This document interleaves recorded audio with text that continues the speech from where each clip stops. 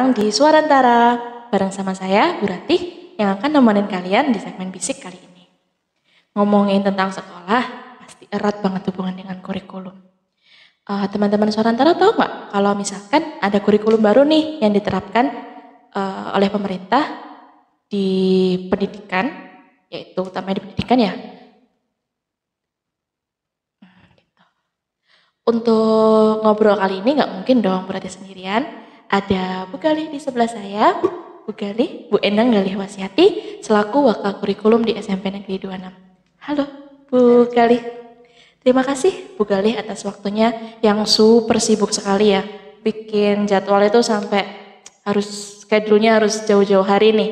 Jadi ayo kita manfaatkan dengan bertanya sebanyak-banyaknya. Bu Galih sebenarnya apa sih kurikulum Merdeka itu? Kurikulum yang baru ini loh yang diterapkan di kelas 7. Kurikulum Merdeka adalah kurikulum yang melakukan pembelajaran intrakurikuler yang beragam. Kemudian pembelajarannya berbasis proyek yang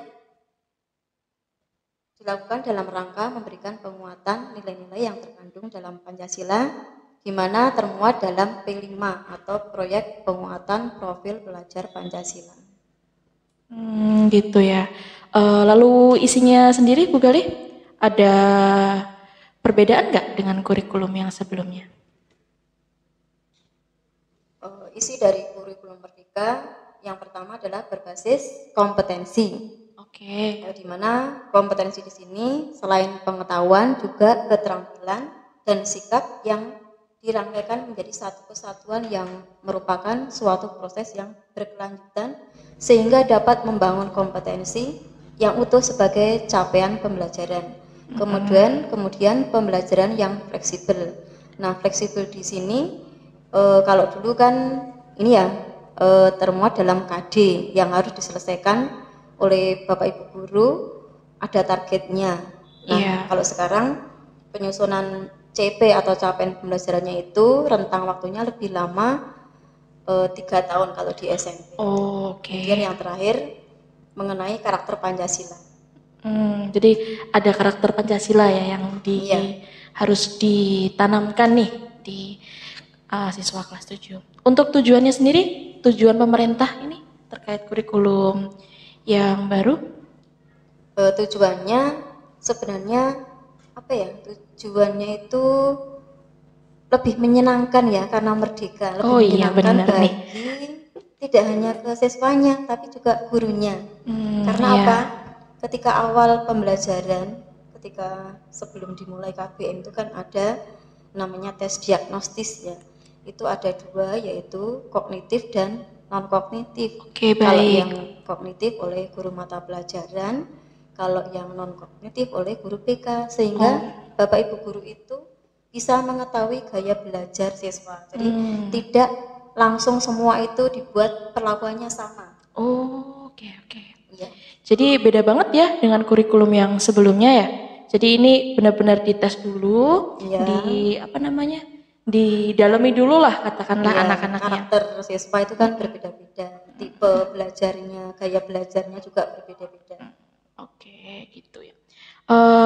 Untuk keunggulannya nih dibandingkan kurikulum sebelumnya berarti apa dong ya Bu Galih?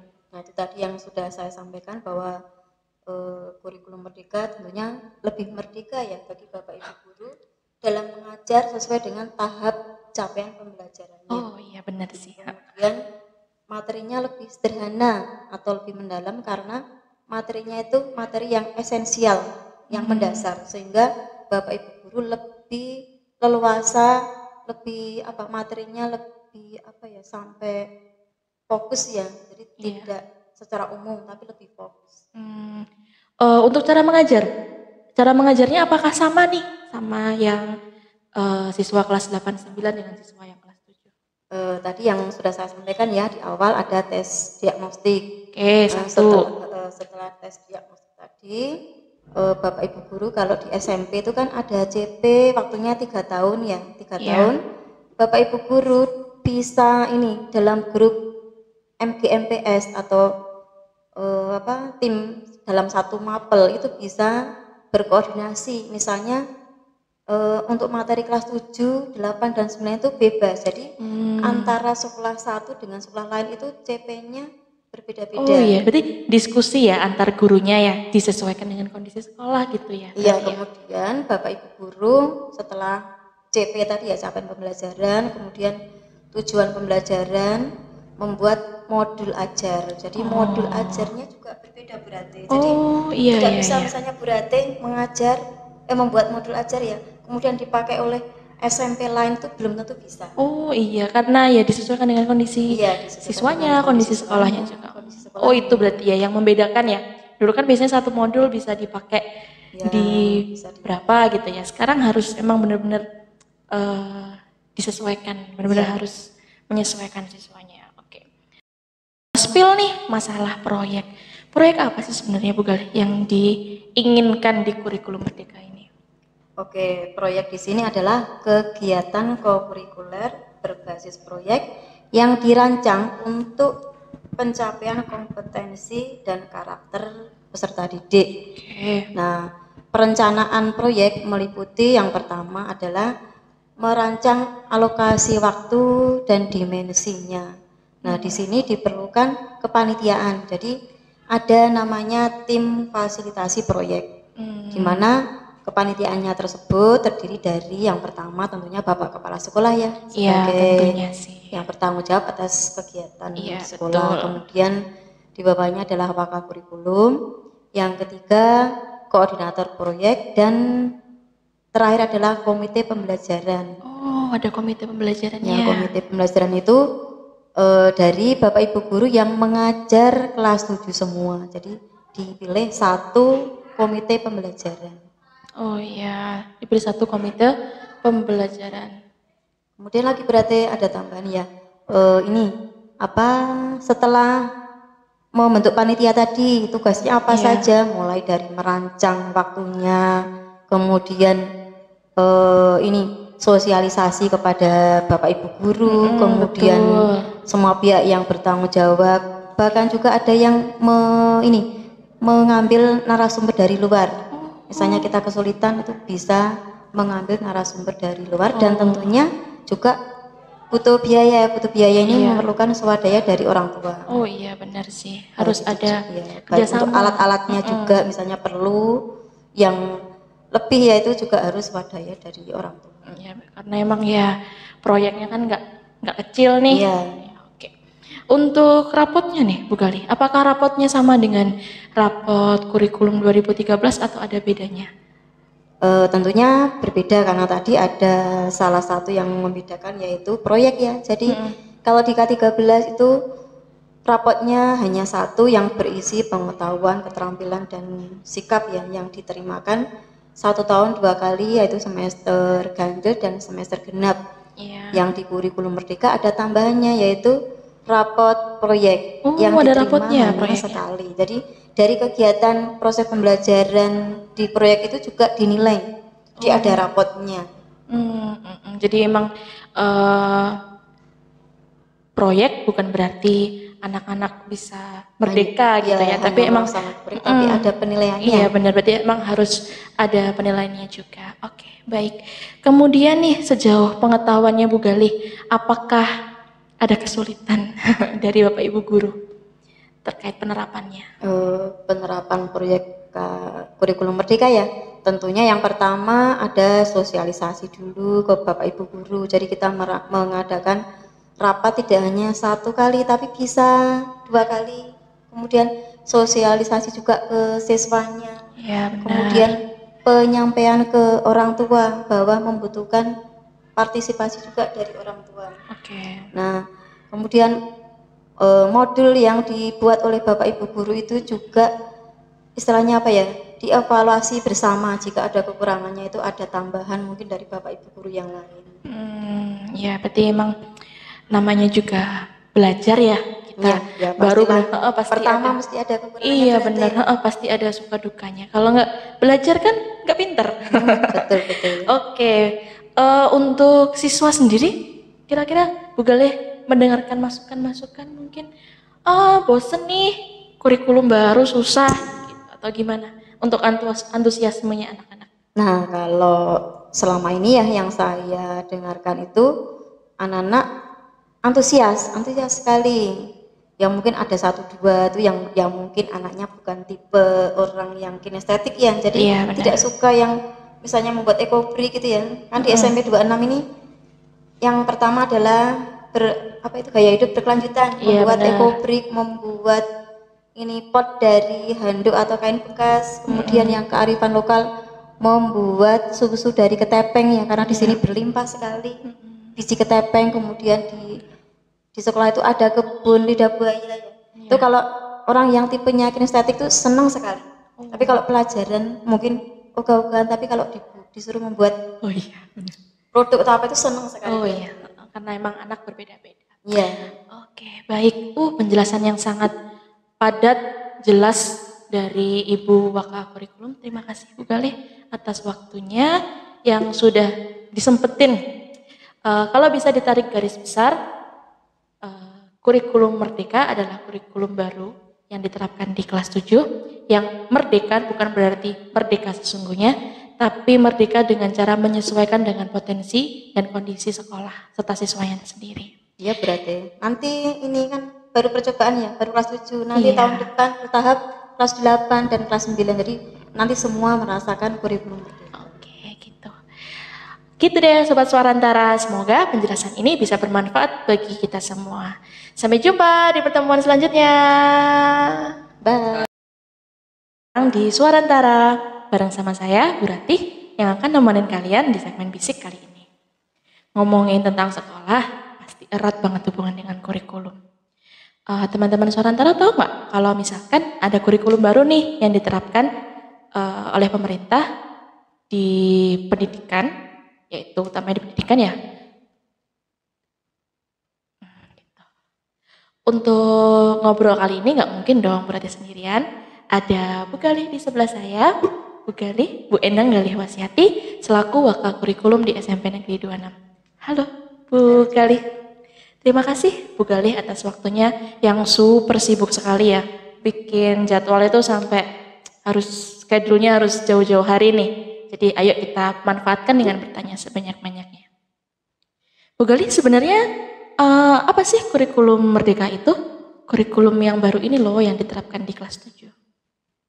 Kurikulum Merdeka adalah kurikulum yang melakukan pembelajaran intrakurikuler yang beragam.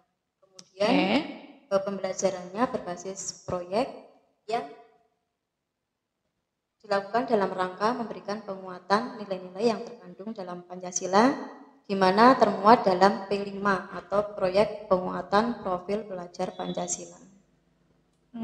Gitu ya. Lalu isinya sendiri Bu Galih, ada perbedaan nggak dengan kurikulum yang sebelumnya? Isi dari kurikulum Merdeka yang pertama adalah berbasis kompetensi. Oke. Di mana kompetensi di sini selain pengetahuan juga keterampilan dan sikap yang dirangkaikan menjadi satu kesatuan yang merupakan suatu proses yang berkelanjutan sehingga dapat membangun kompetensi yang utuh sebagai capaian pembelajaran. Kemudian pembelajaran yang fleksibel. Nah, fleksibel di sini kalau dulu kan ini ya termuat dalam KD yang harus diselesaikan oleh Bapak Ibu guru, ada targetnya.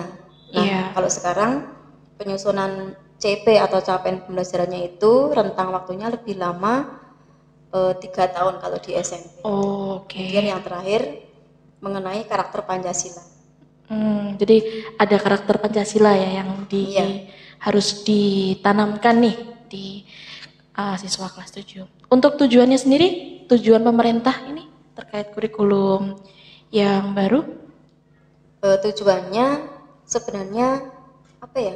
Tujuannya itu lebih menyenangkan ya, karena merdeka, lebih menyenangkan bagi tidak hanya ke siswanya tapi juga gurunya.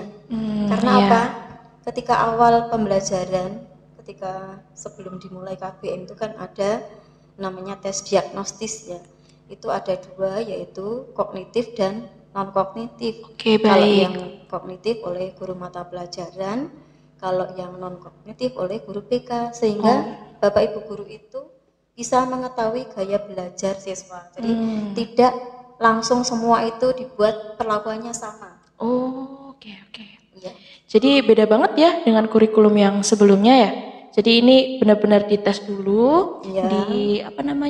didalami dulu lah katakanlah Iya, anak-anaknya. karakter siswa itu kan berbeda-beda. Tipe belajarnya, gaya belajarnya juga berbeda-beda. Oke, gitu ya. Untuk keunggulannya nih dibandingkan kurikulum sebelumnya berarti apa dong ya Bu Gali? Nah, itu tadi yang sudah saya sampaikan bahwa kurikulum merdeka tentunya lebih merdeka ya bagi Bapak Ibu guru dalam mengajar sesuai dengan tahap capaian pembelajarannya. Oh iya benar sih. Kemudian materinya lebih sederhana atau lebih mendalam karena materinya itu materi yang esensial, yang mendasar sehingga Bapak Ibu guru lebih leluasa, lebih materinya lebih sampai fokus ya. Jadi tidak secara umum tapi lebih fokus. Untuk cara mengajarnya apakah sama nih sama yang siswa kelas 8-9 dengan siswa yang kelas 7? Tadi yang sudah saya sampaikan ya di awal ada tes diagnostik. Oke, satu. Setelah tes diagnostik tadi, Bapak Ibu guru kalau di SMP itu kan ada CP waktunya 3 tahun ya, 3 tahun. Bapak Ibu guru bisa ini dalam grup MGMPS atau tim dalam satu mapel itu bisa berkoordinasi. Misalnya untuk materi kelas 7, 8, dan 9 itu bebas. Jadi antara sekolah satu dengan sekolah lain itu CP-nya berbeda-beda. Oh iya, berarti diskusi ya antar gurunya ya, disesuaikan dengan kondisi sekolah gitu ya. Iya, kemudian Bapak Ibu guru setelah CP tadi ya capaian pembelajaran, kemudian tujuan pembelajaran, membuat modul ajar. Jadi modul ajarnya juga berbeda berarti. Jadi tidak bisa misalnya berarti membuat modul ajar ya, kemudian dipakai oleh SMP lain tuh belum tentu bisa. Oh iya, karena ya disesuaikan dengan kondisi siswanya, kondisi sekolahnya juga. Oh itu berarti ya yang membedakan ya. Dulu kan biasanya satu modul bisa dipakai di berapa gitu ya. Sekarang harus emang benar-benar disesuaikan, benar-benar harus menyesuaikan siswanya. Oke. Spill nih masalah proyek. Proyek apa sih sebenarnya Bu Gali yang diinginkan di kurikulum merdeka ini?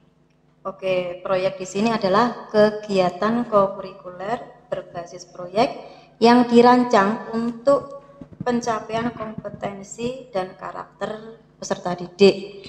Nah, perencanaan proyek meliputi yang pertama adalah merancang alokasi waktu dan dimensinya. Nah, di sini diperlukan kepanitiaan. Jadi ada namanya tim fasilitasi proyek, di mana kepanitiaannya tersebut terdiri dari yang pertama tentunya Bapak Kepala Sekolah ya, sebagai yang bertanggung jawab atas kegiatan sekolah. Kemudian di bawahnya adalah wakil kurikulum, yang ketiga koordinator proyek, dan terakhir adalah komite pembelajaran. Oh, ada komite pembelajarannya. Ya, komite pembelajaran itu dari Bapak Ibu guru yang mengajar kelas 7 semua. Jadi dipilih satu komite pembelajaran. Oh iya, diberi satu komite pembelajaran. Kemudian lagi berarti ada tambahan ya. Setelah membentuk panitia tadi, tugasnya apa saja? Mulai dari merancang waktunya, kemudian sosialisasi kepada Bapak Ibu guru, kemudian semua pihak yang bertanggung jawab, bahkan juga ada yang mengambil narasumber dari luar. Misalnya kita kesulitan itu bisa mengambil narasumber dari luar, dan tentunya juga butuh biaya ini memerlukan swadaya dari orang tua. Oh iya benar sih, harus ada kerjasama. Untuk alat-alatnya juga misalnya perlu yang lebih ya, itu juga harus swadaya dari orang tua. Ya, karena emang ya proyeknya kan nggak kecil nih. Iya. Oke. Untuk rapotnya nih Bu Gali, apakah rapotnya sama dengan rapot kurikulum 2013 atau ada bedanya? Tentunya berbeda karena tadi ada salah satu yang membedakan yaitu proyek ya. Jadi kalau di K13 itu rapotnya hanya satu yang berisi pengetahuan, keterampilan, dan sikap ya, yang diterimakan 1 tahun 2 kali, yaitu semester ganjil dan semester genap. Yang di kurikulum merdeka ada tambahannya yaitu rapot proyek Oh, yang ada diterima rapotnya hanya proyeknya. sekali. Jadi dari kegiatan proses pembelajaran di proyek itu juga dinilai. Jadi ada rapotnya. Jadi emang eh, proyek bukan berarti anak-anak bisa merdeka gitu ya, tapi hanya emang melaksanakan proyek, tapi ada penilaiannya. iya benar, berarti emang harus ada penilaiannya juga. Oke, baik. Kemudian nih sejauh pengetahuannya Bu Galih, apakah ada kesulitan dari Bapak Ibu guru terkait penerapannya? Penerapan proyek kurikulum merdeka ya, tentunya yang pertama ada sosialisasi dulu ke Bapak Ibu guru. Jadi kita mengadakan rapat tidak hanya satu kali tapi bisa 2 kali. Kemudian sosialisasi juga ke siswanya. Ya, benar. Kemudian penyampaian ke orang tua bahwa membutuhkan partisipasi juga dari orang tua. Oke. Nah, kemudian modul yang dibuat oleh Bapak Ibu guru itu juga istilahnya apa ya, dievaluasi bersama. Jika ada kekurangannya itu ada tambahan mungkin dari Bapak Ibu guru yang lain. Ya berarti emang namanya juga belajar ya kita. Ya, Baru pastilah. pasti Pertama ada. mesti ada kekurangannya. Iya berarti. benar, pasti ada suka dukanya. Kalau nggak belajar kan nggak pinter. Betul. Oke, untuk siswa sendiri, kira-kira Bu Galih mendengarkan masukan-masukan mungkin, bosen nih, kurikulum baru susah, gitu, atau gimana? Untuk antusiasmenya anak-anak. Nah, kalau selama ini ya yang saya dengarkan itu anak-anak antusias sekali. Yang mungkin ada 1-2 itu yang mungkin anaknya bukan tipe orang yang kinestetik ya, jadi Iya, tidak suka yang misalnya membuat ekobrik gitu ya. Kan di SMP 26 ini yang pertama adalah gaya hidup berkelanjutan, Iya, membuat benar. ekobrik, membuat ini pot dari handuk atau kain bekas, kemudian yang kearifan lokal membuat susu dari ketepeng ya, karena di sini berlimpah sekali biji ketepeng. Kemudian di sekolah itu ada kebun lidah buaya ya. Itu kalau orang yang tipenya kinestetik itu senang sekali. Tapi kalau pelajaran mungkin ogah-ogahan, tapi kalau disuruh membuat Oh iya, benar. produk atau apa itu senang sekali. Oh iya, karena emang anak berbeda-beda. Iya. Oke, baik. Penjelasan yang sangat padat, jelas dari Ibu Waka Kurikulum. Terima kasih Bu Galih atas waktunya yang sudah disempetin. Kalau bisa ditarik garis besar, kurikulum Merdeka adalah kurikulum baru yang diterapkan di kelas 7, yang merdeka bukan berarti merdeka sesungguhnya, tapi merdeka dengan cara menyesuaikan dengan potensi dan kondisi sekolah serta siswanya sendiri. Iya, berarti nanti ini kan baru percobaan ya, baru kelas 7, nanti tahun depan bertahap kelas 8 dan kelas 9, jadi nanti semua merasakan kurikulum merdeka. Oke, gitu. Gitu deh Sobat Suarantara, semoga penjelasan ini bisa bermanfaat bagi kita semua. Sampai jumpa di pertemuan